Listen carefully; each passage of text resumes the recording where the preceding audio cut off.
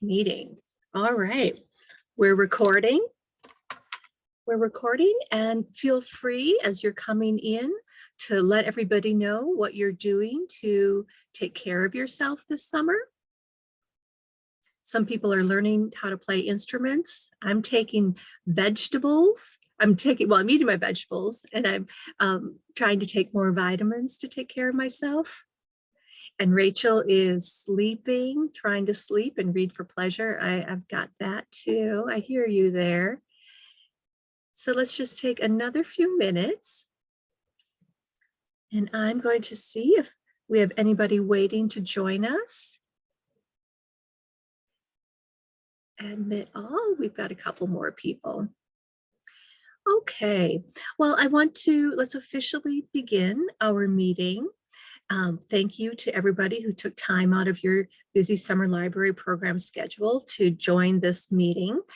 And we have a lot to talk about. We've got some good stuff to talk about. If you're just joining us, I have put the notes, which is also the agenda, in the chat field, so you can follow along or add notes as we go along too. That would be really helpful for me because I'm doing both right now, both meeting facilitation and note taking. So I appreciate any assistance I can get in taking those notes. Okay, so let's get started. I thought that we would just briefly mention a few things before we begin to discuss the fall programming topic, which most people are here, I think, to address.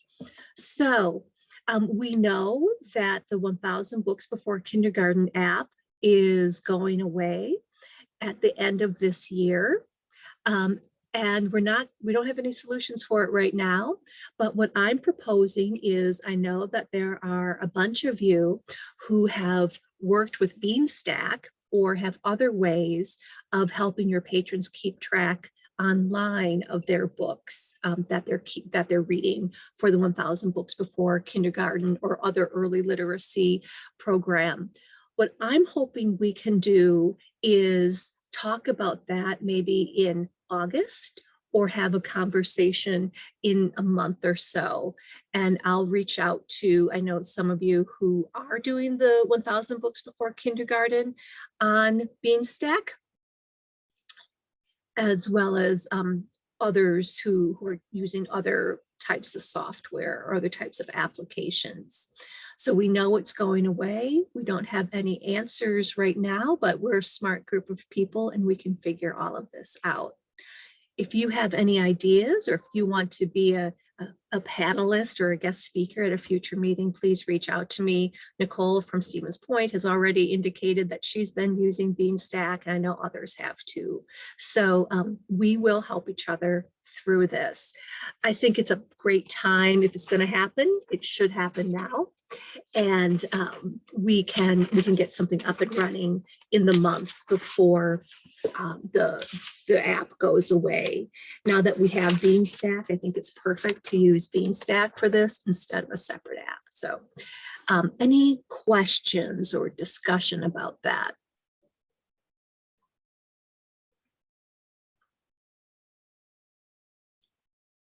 And I'll check the chat. Okay.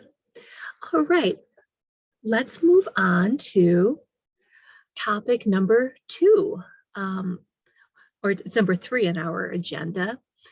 I thought that we could have a discussion about how things are going right now, how things are going in your libraries, what's been working for you, as well as if you have any questions for your colleagues about Summer Library Program 2021. Whether you're using the CSLP theme or not, we're just here to talk to each other and to help each other out and to celebrate each other's successes.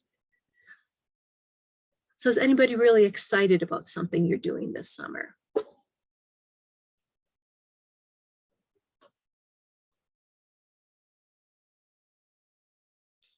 Catherine, thank you. Sure. So I was really inspired by the meeting we had with Anna Horius, who showed us the videos he made of himself reading in different places in Baraboo and had kids guess where he was. So I've been doing something very much like that this year. I call it my Field Trip Fridays. And every Friday I post a new field trip on Facebook of myself reading at a different place in our village here or somewhere close by. And I've been doing then behind the scenes interviews with various people where they are. The first one was at a farm and the second one was a painter's studio. And the one that's up this week is a pizza restaurant that features me making a pizza in the restaurant, which is so much fun. And then just a bunch of other ones. Our final one is going to be at the zoo. I just recorded that one on Thursday. So it's been a lot of fun. It's really kept me going for the summer because it's something new and different and fun.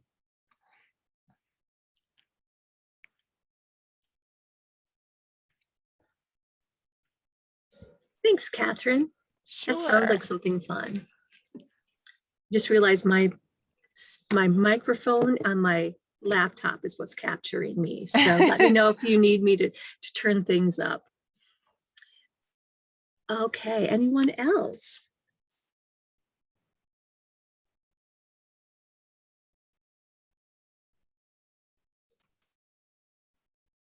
Oh, and I wanted to let everybody know that we do have guests from the Monarch Library System. So Sarah from the Beaver Dam Public Library is here with us. And she said that Juneau Public Library just did an on-location story time at the Henry Vilas Zoo. So they took a field trip there. Very exciting. And then there's more in the chat.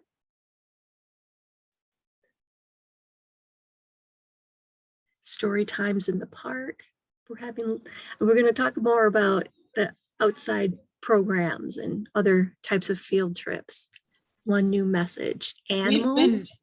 Go ahead, We've been Carrie. doing a lot of, all outdoor things. We're in the middle of renovation at the moment, so we have no space.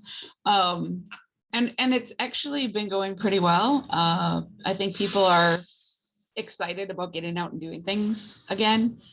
So we have a little tiny zoo here in Wisconsin Rapids, and I've done a couple of programs there. I've worked a lot with the Parks and Rec department, and we do a story walk in a different park every Friday for a couple of hours. So I did 3 new books this year and kind of mixing that up a little bit with the ones I did last year. And yeah, I think everybody's just happy to be outside and able to be together a little bit.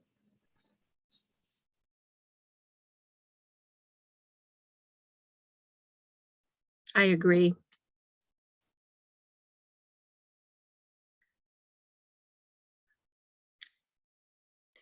Okay, and Patty at Cambridge, Head to Toe by Eric Carl's story walk. What an appropriate time to do an Eric Carl story walk. Thank you. Thank you for that. Who had the baby goat? Oh, Heather, you had a baby goat over at Prairie du Sac. How exciting.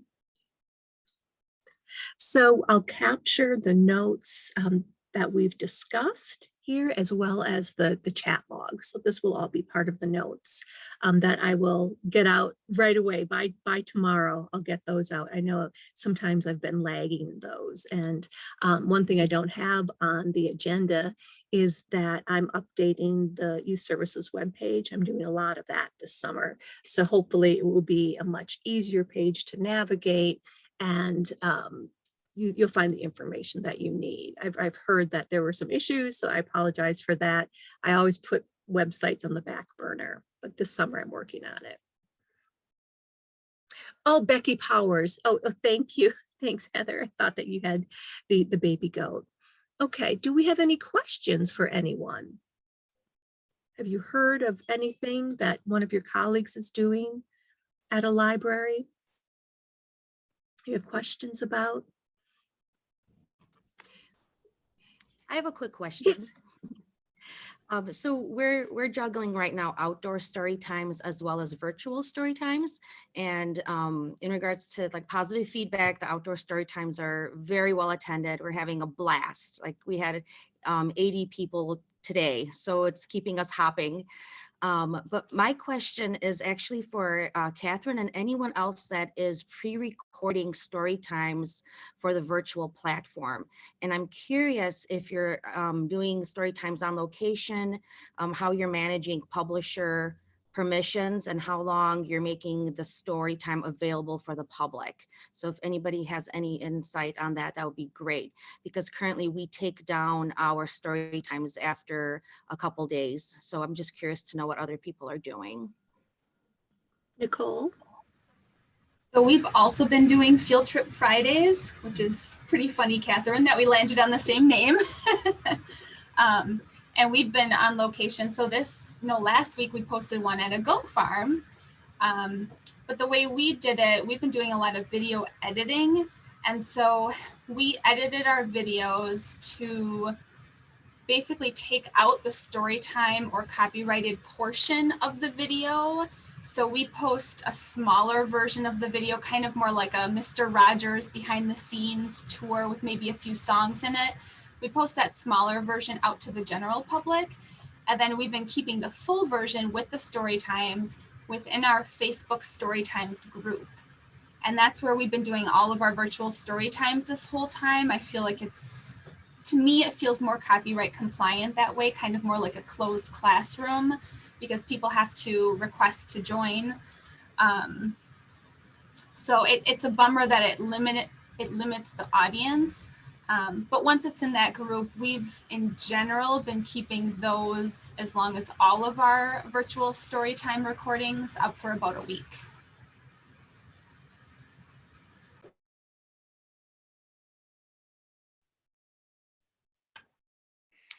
Well, I can just say that I will admit I have not been very good about taking down those recorded story times from Facebook, but I am just starting to upload them on our YouTube channel and making them unlisted. And then I thought I would give the link out to our audience only then and take them off of Facebook. And to Angelica, the other thing that I've been doing, I've just started over the past few weeks doing outdoor story times, and I've been recording those too and making those available to my storytime list and also on Facebook. And they haven't been quite as complete as the actual in-person story time. So just sort of a good taste of what, like what the last one is, 1 book and 3 songs, as opposed to all the books that I read. So there's that too. We just keep trying different things. Thank you, everyone. I appreciate it.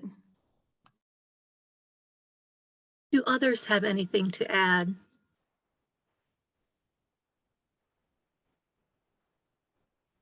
All right. Let's jump into the fall program discussion, because I know that this is something that's on everybody's mind. Just capturing 2 more notes. Okay.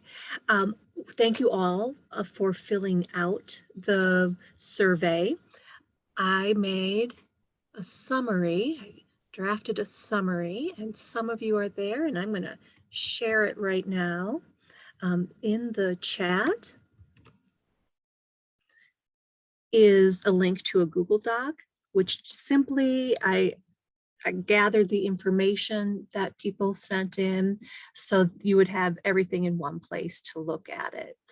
As of 12:30, we had 20 people respond to the survey. I've kept it open so we can keep adding information to it or asking questions to it. There's no rush to close it. There's no real deadline. It's just for us to gather information.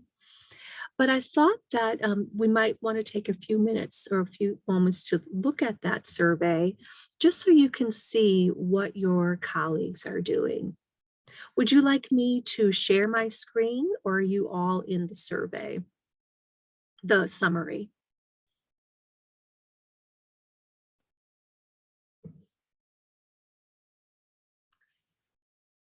So as you can see, I asked 2 questions. I thought one question would be about what are we currently doing to help us get into the headspace about thinking about fall programs? And then what are you thinking about doing for the fall? Or what are your plans for the fall? So we can see that it's pretty, that a lot of people who filled out the survey are doing in-person programs, whether it's outside only or a combination of inside and outside or inside. So those of you who are thinking about returning to fall programming, but who haven't done so already, in-person fall programming, you can see kind of where you're falling. Where your library is. There still are some libraries that aren't doing any in-person programming, and that's appropriate for their communities too. For this discussion, we need to know and recognize that one library solution is not going to be perfect for every single library, even if it's the neighboring library down the street. So there are no right or wrong answers. This is just a way for us to gather information. And then there were some really great questions and great descriptions of guidelines that people are taking. Most of them being we're physically distancing from one another, requiring masks for unvaccinated folk, and having a lot of hand sanitizer around. So that's what people are doing right now. There are a few libraries who are trusting or who are letting their participants choose the way that they will physically distance or mask, and giving it up to the participants for their decisions. Okay. So lots of outside programs. And we still have some libraries doing virtual programs. So Angelica, thank you so much for bringing up that question about virtual programs, because we can continue to do those. We know that publishers are giving us rights to host those or post those programs for a limited time, which is really great. I know, Nicole, you said that you keep yours up for about a week, others keep them up longer, and we can update. I'll do that. I will update the publisher's guidelines. Would that, thank you. I haven't checked those for a few months. So I will link to those in the notes for virtual programs.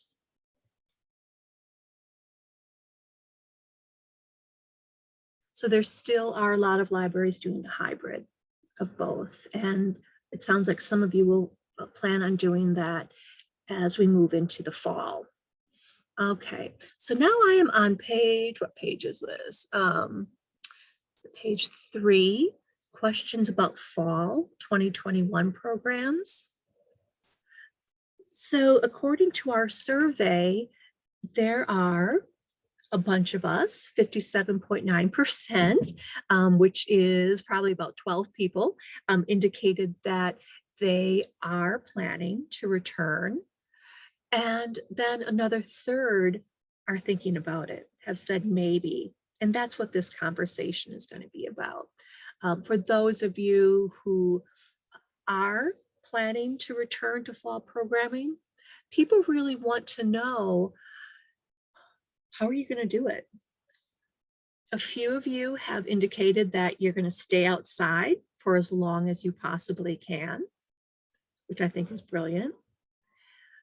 Some of you have indicated that masks and physical distancing is what you're putting into place when you do in-person programming. Limiting attendance and pre-registration is something else that many of you are thinking about. And limited attendance and masks for those who are not vaccinated is one of them. So I kind of want to open this up to the group, first let's talk about, for those of you who have some plans in place, what guidelines are you following, or what guidelines are you putting into place for fall programming? And I'm going to open that up to the group and monitor the chat as well.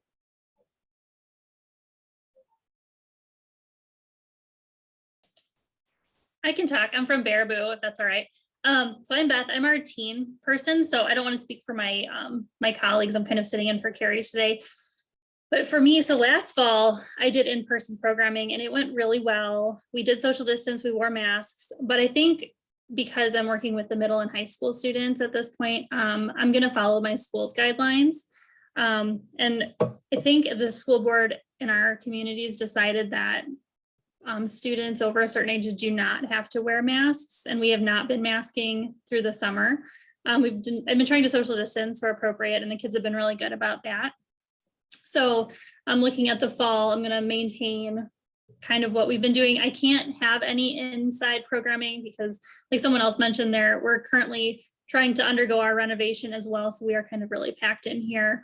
So I'm planning weekly teen programs through Halloween. That's what I did last year too. It worked really well. And then kind of after Halloween is people get really busy and it gets too cold to do things outside. So that's my cutoff. And I think my colleagues are thinking along the same lines. And then we'll do our bigger annual family programs in our offsite locations where we've been doing them in the past. So kind of back to normal for that as well. But I think we're just kind of maintaining our community guidelines for all of that stuff.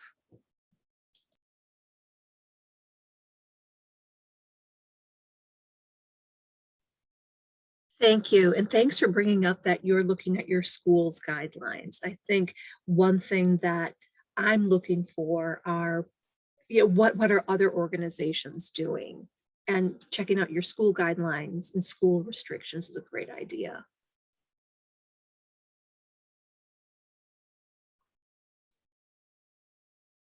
Anyone else? I'm at Spring Green. So I've been toying with the idea of just doing one story time in the fall in person. And I'm hearing from parents that they would actually prefer to decrease numbers. So that is something that I have to keep in mind, especially since all of the kids can't be vaccinated. And my school district no longer requires masks. So the library is the last place in town that requires masks. It's in our policy. So, yeah. And then my people are addicted to our grab and goes and take and makes, and they are not coming in the library. They just take them. So I can run through about 50 bags on a Monday for a service area of 3,000 consistently. And so we're trying to do some programming in person outside to kind of cover that. We just can't keep doing the bags. But we have a plan over the winter to bring them back as more of like a cabin fever special program rather than just something that we always do. Yeah, that's where we are. Thank you. And I saw that you had listed in the chat too that the grab and go bags have been popular, but that it's time and space. Cabin fever bags, that's a great idea. People are Oh yeah, we've already started grabbing all the stuff, so we're ready to roll in the winter. How much time are you spending prepping the bags? Start to finish, probably looking at 2.5 to 3 hours. We're finally able to get volunteers in. My assistant's finally getting time off the desk, so it's cut it down a lot, but it's still quite a production. And we keep our bags, I try to do 50 cents or less, but $1 is my max. But our budget's not that big, so we've been going through a lot of money pretty fast.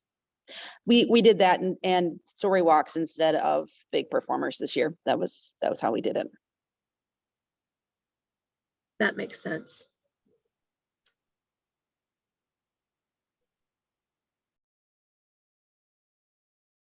Catherine. Thank you. I just wanted to ask Christina, you mentioned you're going to go down to one story time a week. So I assume you have generally more than one. So are you planning to do any online in addition to your in-person? Well, so this summer we did Tuesdays in person and Wednesdays online. The people here are asking for more in-person things so their kids can interact with other kids, which is a whole nother ball of wax, as you know. And so I was hoping to do just one and keep doing the virtual, but I think what will end up happening is just doing 2 in person and no virtual. Oh, 2 in person. I Yeah, see. that's what they're asking for. And that is what we did in the before times. We had a smaller Tuesday and a larger Wednesday. But then we would have to take out probably the virtual because there's just not enough time in the week to do all 3. And we don't have the equipment to film outside easily. Right. Okay. Nicole. So we just met this morning and made a lot of plans going forward. We're hoping to bring back a lot of programming for in-person in the fall, but we're going to switch.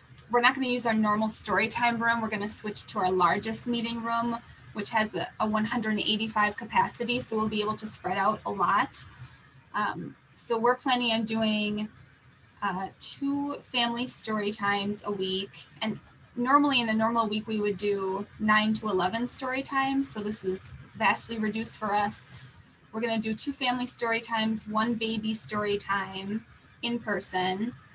I'm hoping to do a live virtual like bedtime story time at night. Because we've always had parents asking for nighttime story times, which we've done for a long time, but no one ever showed up. So I'm hoping the virtual option at night would maybe be more convenient for them. And then we had an I Spy, like a huge window display out on Main Street this year that was actually really popular. So we're hoping to do that during like winter and spring breaks. We're going to try to continue all of our handouts. We had little kits for kids and we had lit loot bags for teens and kids. So we're going to reduce the amount, but hopefully continue that through the fall and next spring. Past that, I'm not sure if I'll have enough funding for it, but I think I currently do. We are going to bring back, we have a manga and anime club and Dungeons and Dragons for teens, as well as a teen late night every other month.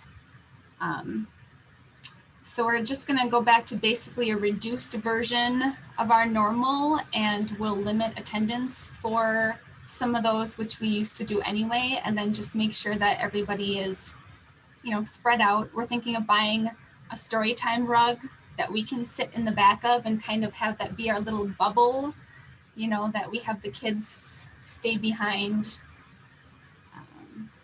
And I'm hoping to bring my book club back to in person, but do a hybrid and do it virtual at the same time. So hopefully our equipment will support that.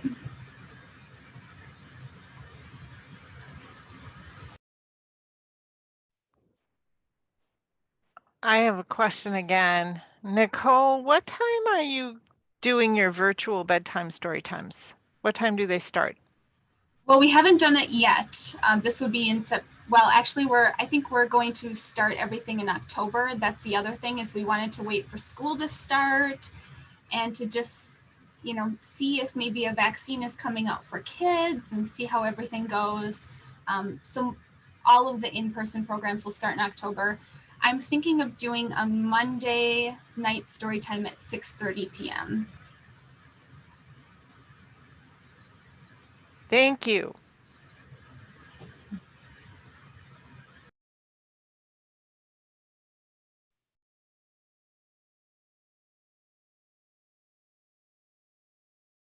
I love the bedtime story time idea. I always liked doing programs at 6:30 during the week, but found the same thing, that I had a small but dedicated group that was able to come out at 6:30 or 7. It'll be interesting to see you report back to us, Nicole. Thank you. And yes, Lynn from Sun Prairie is saying in the before times, she always did 6:30 too, as well, I should say. What else do we having? In Plain, they're doing outtime story time under the tree. And kids really like seeing each other, which is something that I can appreciate too.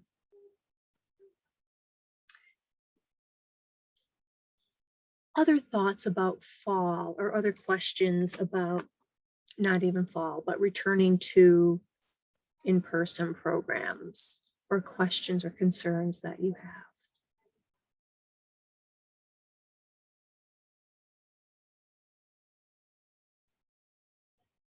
I think we're all waiting to find out when younger kids will be able to be vaccinated. Yeah, I'm looking around at the group and I've seen a bunch of people who have kids who are under 11, and I've got a kid who's under 11, and it really, you know, makes things interesting and difficult as everything else is opening up.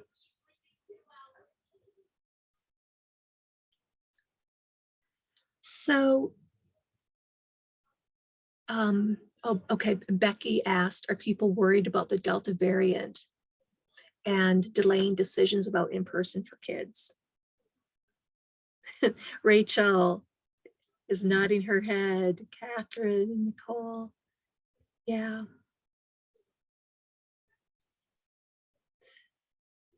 Yes, I'm really worried about it too. I'm worried about it as the world opens up again. My coworkers are getting loud. I apologize.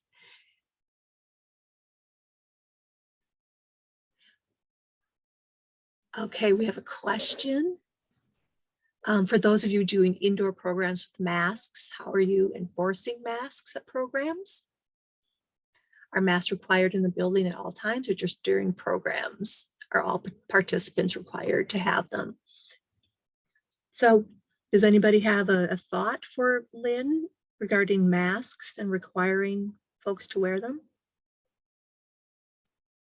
Rachel, thank you. So here at DeForest, we actually are highly encouraging and appreciating if people wear masks. So staff is actually wearing our masks. Yep. Yep. While we're in the building. We do ask patrons if they would like one, but yeah, no enforcing. Yeah, so far, everybody's been pretty respectful of it though, you know, for the most part, I would Yes. say. Yeah. Like, for my programming, it's suggested, and maybe I one family out of 5 or 6, You know, yeah. the 40 people I see in that time frame that doesn't wear one. Because I am doing in-person exploratories from a big hour stretch from 3 to 6 inside. So Yeah.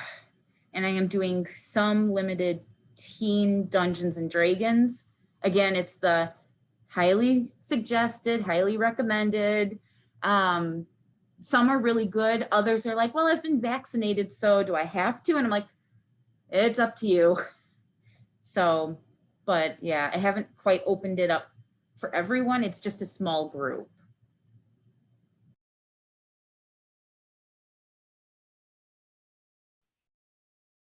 Thank you so much, Rachel and Emily.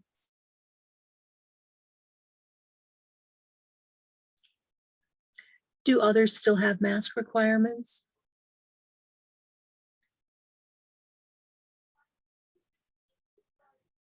Some, yeah, highly recommended. Let's take a look at the chat.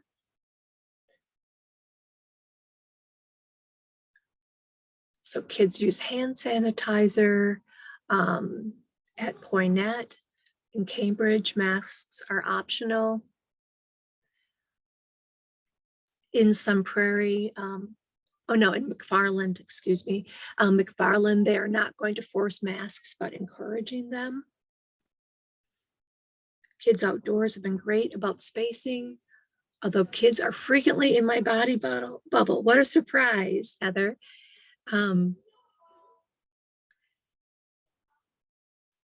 So, oh, and in Fitchburg, they are requiring masks for programs, but not in the building. So that's something to consider. And all programs will all start as registration only. Thank you, Kristen.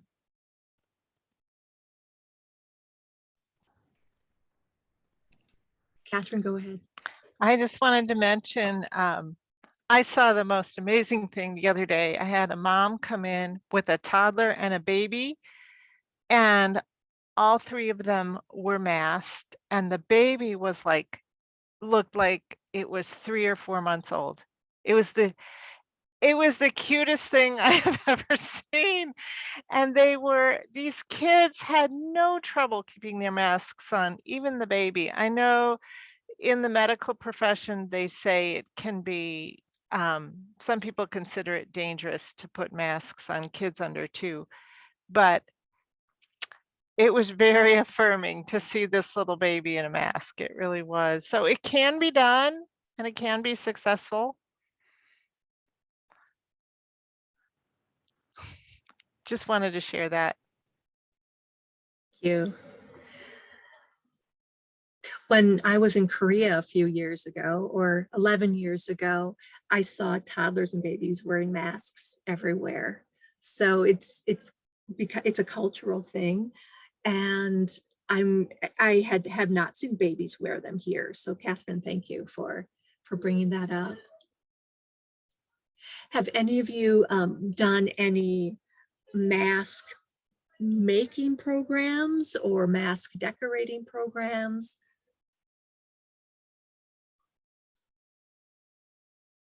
Providing masks for people who need them, if they want them, yeah. So other questions about fall or in-person programming? Concerns? Hi, Nicole. I don't know if everyone else is talking about this, but we had a really big discussion about toys. Specifically toys that, because we normally have a big play area, we have toys all over the place for kids to use in the building. And also things like gaming computers. To me, those are two things, even though touch isn't as big of a spreader, we've discovered. But to me, those are two things that really encourage a lot of gathering of multiple families and kids really close together. So I think in September, we are going to bring out some of our large toy pieces, like we have some tunnels and a really big plastic tree house. And we're going to encourage kids to use them as like reading nooks and just play in a gentler way with them. But we're still holding off on all of our like manipulatives and really tiny things. I think we'll put out the really big floor puzzles. And we're going to set up a coloring table. But I guess I'm just interested to see what everyone else is doing with toys, because normally, you know, at the end of the day and throughout the day, we're just always picking up toy pieces. And we want to, you know, avoid the things that kids can put in their mouth and things like that. Thank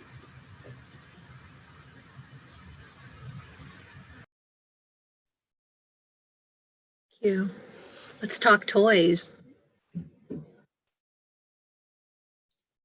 What are others doing, or what other thoughts do others have? Oh, yep. Thanks, Heather. So we have put our board games back out in our children's area recently, partially because our circulating board games were being opened when they shouldn't be, because people are gonna hang out regardless, especially if it's a rainy day. So we put our board games out, and our plan is to put, like, we have a castle that the kids can kind of hang out in. We'll be putting that out right before Labor Day and trying to get some of the bigger pieces. We're not sure about the gaming computers, because where they go, we're actually putting a self-check. So we might not put those out right away, just because the gaming computers are last on our priority list. And again, the little tiny toys, like I don't know with my baby bounce if we'll be putting out the baby toys as frequently, or making sure that they have their own baskets, so that stuff that goes into a mouth goes into a yuck bucket rather than But our plan, as far as like, we used to have a messy program with toys, a messy and a clean Friday morning program. We're actually planning on not starting that program back up until 6 months and up can be vaccinated. And it'll be 3 months after that that we'll actually do that, just because we need to give parents time to be vaccinating their small, because the littles at that point is what we really need to be focusing on protecting with that. But that's our plan here.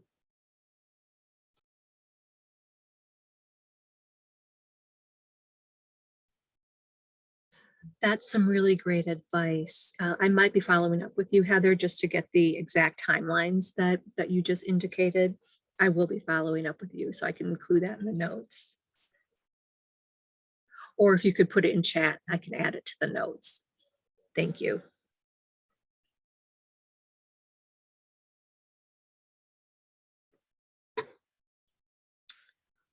Other toys, questions or thoughts that you have? So it sounds like what I'm hearing is that those of you who have contributed, you're thinking about the type of toy, the way children interact and families interact with those toys, a gentler way of using the big spaces rather than climbing on and running through, that those will be reading nooks, coloring pages, so maybe some more self-contained activities versus those that encourage gathering.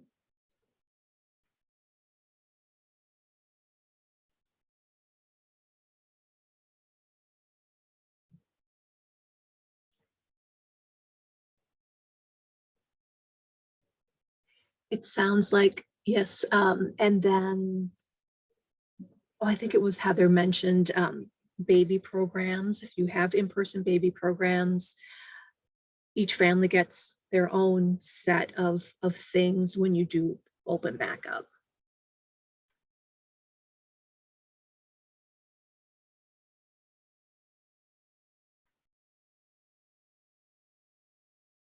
Who has the nonfiction collection in the children's area? That's you. Oh, Carrie, of course. With your construction project.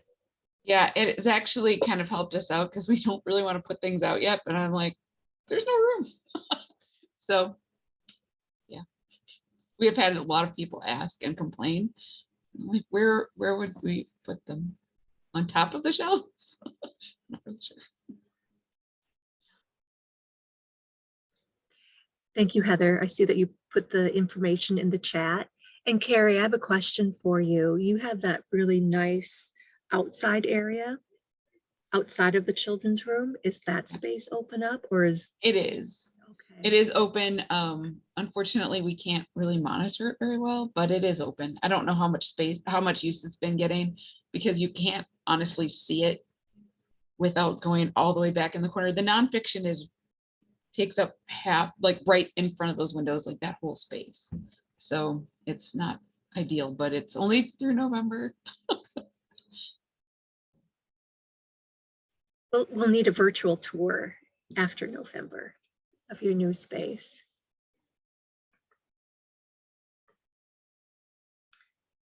So what I'll do is I will capture the notes right now of what we've said, and I'll go back and check out the chat. What I'd like to hear from you is, what can we do? What can South Central or what can Sean do to help? I've heard let's have more check-in meetings, and we can certainly do that. And we'll invite our colleagues from the Monarch Library System and from others so we can hear other points of view. I think that's really helpful. And I really want you to let me know what you'd like to talk about at those meetings. So these meetings are for us. An example of that is Andrea from Monroe sent out the question yesterday about the book George, and that Alex Gino now wishes that they had named the book Melissa. And this was pretty new information. I had just heard about it right before Andrea sent it out. And so many of us probably haven't thought about what you're going to do. Bethany from Columbus already sent information, and I included that in the agenda and in the chat. They're not going to, at Columbus, they're not going to change the name of the title, but they are going to print out and include in the book the information that Alex Gino just shared about the title. Does anybody else have thoughts, or do you want to talk about that issue right now? Yes, Heather, thank you. There's my unmute button. Sorry, I lost my mouse. My only question is about the cataloging and people being able to find the book in the catalog. Is South Central looking at doing a cross cataloging where it is listed as George, or like would our patrons be able to find it as Melissa's story or George's story, or are they waiting until the official change by the publisher with reissuing? That's the only, like, we're ready to stick the information in the cover of the book, but whether or not we should be changing the cover of the book if patrons are looking for those. Thank you, Nicole.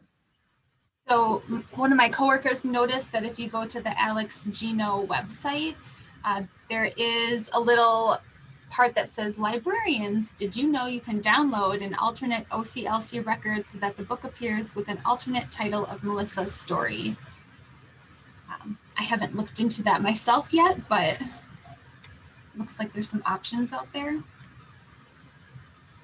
Yeah, and I don't do, it was a question for my processor because I don't actually do any of the cataloging or any of that, but it's when she wondered about whether or not that would be an issue with overall with bibliovation. Like we need one more bibliovation problem, but yeah.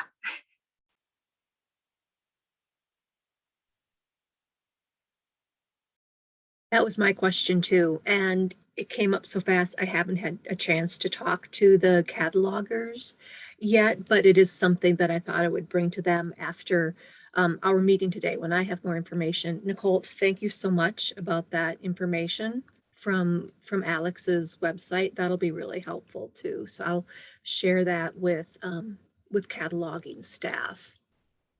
And it might be something that is taken to the catalog or to the ILS committee with our input.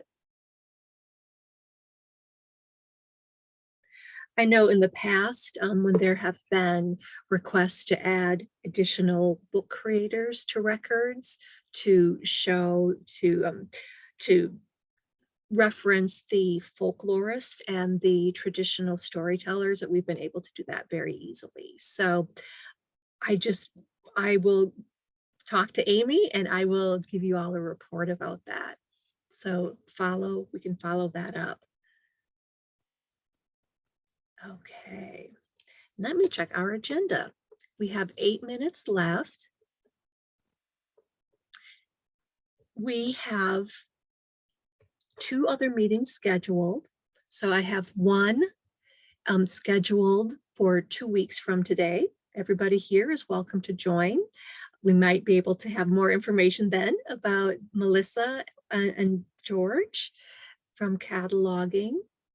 But I thought it might be another time to just check in, see what's on your mind, and we'll have more of these throughout. Now that Summer Library Program, we've got that up and running, we can do more informal check-ins. So let me know if you have other topics you'd like to add. And then I have another one scheduled for August 17th, and that is included in the agenda and in the notes. Please note that now that we are part of a state consortium of library systems that have purchased a Zoom subscription, that we all now need to use passcodes. So in the past, when it was just South Central, we didn't have passcodes, but now every Zoom meeting will have a passcode, and I'm trying to be really good about including that. If I don't, please let me know and we'll get that taken care of right away.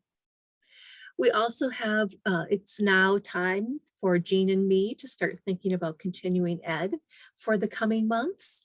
So you can see on the agenda that we have a webinar coming up in about a month and a half. And some of you who are on this call are going to be presenting in that webinar. It's all public library staff talking about their gaming programs. So that is a webinar. The live one is held on Thursday, August 26th at 9, from 9 until 10, and we will be recording that. So if you're able to join us live, great. If you're not, we'll have that recording available. One thing that I'm really excited about is we are hoping that we can return to our very first in-person continuing ed workshop since February of 2020. And that workshop is ours. It's the youth programming workshop, which is tentatively scheduled to be in person on Thursday, November 11th from about 9:30 until 3 o'clock. Our first presenters, I'm really excited, are going to be Ann Moser. Many of us know her from the Water Resources Library at UW, and her colleague Paula Madej from the Great Lakes Indian Fish and Wildlife Commission. And she also does a lot of literacy work. So we're going to be talking about STEM programs, a lot of programs that involve water. And I thought this would be a perfect theme to really look at what are some, what are programs and what's information that we can share with children about Indigenous ways, Indigenous folk ways, Indigenous books, Indigenous culture and programs, kind of talking about whose land are we on, whose water has this always been.